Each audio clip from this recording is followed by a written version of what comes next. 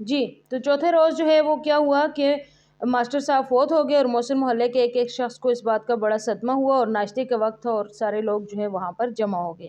سب نے ان کے بٹیر اور ان کے مرغے کی خدمت بھی کرنی شروع کر دی اور وہاں پر شیخ کریم صاحب جو محلے کے صاحب حیثیت شخص تھے جن سے 200 روپے مانگنے کے لیے ماسٹر صاحب گئے تھے وہ بھی آ گئے اور وہاں پر جمع ہوئے اور انہوں نے بھی انتظامات کرنے شروع کر دیے. شیخ کریم صاحب نے 200 روپے نکال کر سعید اور بلال کو اسکوٹر پر بھیجا کہ جا کر قبر کا بندوبست کرو اور 300 روپے انہوں نے بابو جلال کو دیے کہ رحمت کو ساتھ لے جا کر ان کے کفن دفن یعنی لٹھے کافور وغیرہ کا انتظام کرو. اور جبار حلوائی جس سے انہوں نے ادھار مانگا تھا وہ بھی فوراً دودھ پتی کا ایک بڑا پتیلا جو ہے وہ بنا کر لا کر اس نے بھی وہاں پر پہنچا دیا.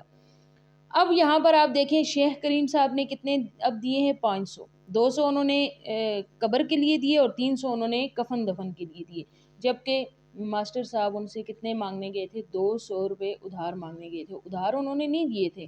اب انہوں نے 500 اس کے کفن دفن اور اس پر لگا دیے. جبار حلوائی نے بھی اس وقت ان کو ادھار نہیں دیا تھا. اب اس نے بھی اچھا خاصا خرچہ کر کے دودھ پتی کا پتیلے لا کر ان کے وہاں پر رکھ دیے ہیں.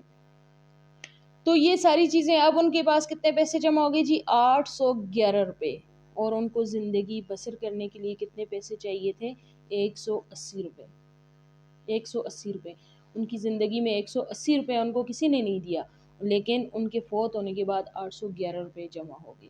ٹھیک ہے یہ تھا ہمارا سبق. اس کا مرکزی خیال یہ ہے کہ اگر ہم چاہیں تو ہم زندگی میں کسی بھی شخص کی زندگی بنا سکتے ہیں. ہمارے ارد گرد بے شمار ایسے لوگ ہوتے ہیں جو بیمار ہوتے ہیں جو ان کی حالات خراب ہوتے ہیں لیکن ہم زندگی میں ان کی مدد نہیں کرتے ہیں. ہم ان کو زندہ رہنے کے لیے ان کے ساتھ تعاون نہیں کر رہے ہوتے ہیں لیکن جب وہ مر جاتے ہیں تو ہم ان کے لیے دیگیں پکا رہے ہوتے ہیں ان کے لیے ہم خرچہ کر رہے ہوتے ہیں ان کے لیے ہم پیسہ پانی کی طرح بہا رہے ہوتے ہیں اور ان کے لیے ہم بڑے انتظامات کر رہے ہوتے ہیں لوگوں کو بلاتے ہیں کھانا کھلاتے ہیں. ایک شخص اپنی زندگی میں اتنا کچھ نہیں کھا رہا ہوتا خود. ہمارے یہاں اکثر میں نے لوگ ایسے دیکھے ہیں کہ وہ اپنی زندگی میں اتنا کچھ نہیں کھاتے ہیں لیکن ان کے مرنے کے بعد ان کی موت کے پر وہ اتنا کچھ کھانا لوگوں کو کھلایا جا رہا ہوتا ہے. اگر وہی کھانا وہی پیسہ ان کی ذات پر خرچ کیا جائے تو شاید وہ ان کو موت ہی نہ آئے جلدی. کئی لوگ ہمارے یہاں اس وجہ سے مر جاتے ہیں کہ ان کو اپنی زندگی میں بیلنس ڈائٹ نہیں ملتی ہے پراپر کھانا نہیں ملتا ہے اچھی صحت مند غذا نہیں ملتی ہے اور پھر وہ بیماریوں میں جکڑے جاتے ہیں اور پھر وہ مر جاتے ہیں.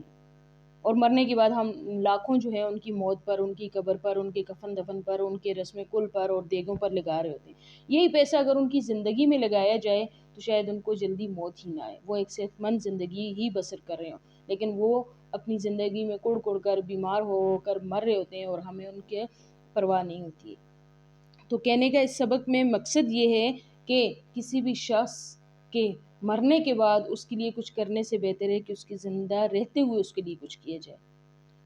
یہی اللہ تعالیٰ نے بھی قرآن میں کہا ہے یہی نبی کریم صلی اللہ علیہ وآلہ وسلم نے بھی کہا ہے اور یہی ایک بہترین عمل ہے. مرنے کے بعد اس شخص کو ضرورت نہیں ہے وہ اپنے اعمال لے کے گیا آپ کی کچھ بھی کرنے کی اس کو ضرورت نہیں ہے. اگر آپ اس کو بغیر کفن دفن کے بھی دفنا دو تو اسے میرے خیال میں ضرورت نہیں ہے لیکن زندہ رہنے کے لیے اس کو کپڑے کی اس کو مکان کی اس کو گھر کی اس کو خوراک کی ضرورت ہے. تو اگر زندگی میں اس کو یہ سب کچھ مل جائے تو زیادہ بہتر ہوگا.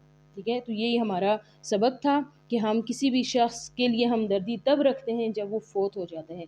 جب وہ زندہ ہوتا ہے نہ ہمیں اس سے ہمدردی ہوتی ہے نہ ہمیں اس کا خیال ہوتا ہے نہ ہمیں اس کی پرواہ ہوتی ہے اور جب وہ مر جاتا ہے تو ہم اس کے لیے جتن کر رہے ہوتے ہیں اس کی خدمتیں اس کے لیے کر رہے ہوتے ہیں اس کی کفن دفن کے لیے اس کی دیگوں کے لیے اور اس کے رسم کل کے لیے کر رہے ہوتے ہیں تو اس کا فائدہ نہیں ہے. ٹھیک ہے جی یہ تھا ہمارا آج کا سبق جو کہ ختم ہوا.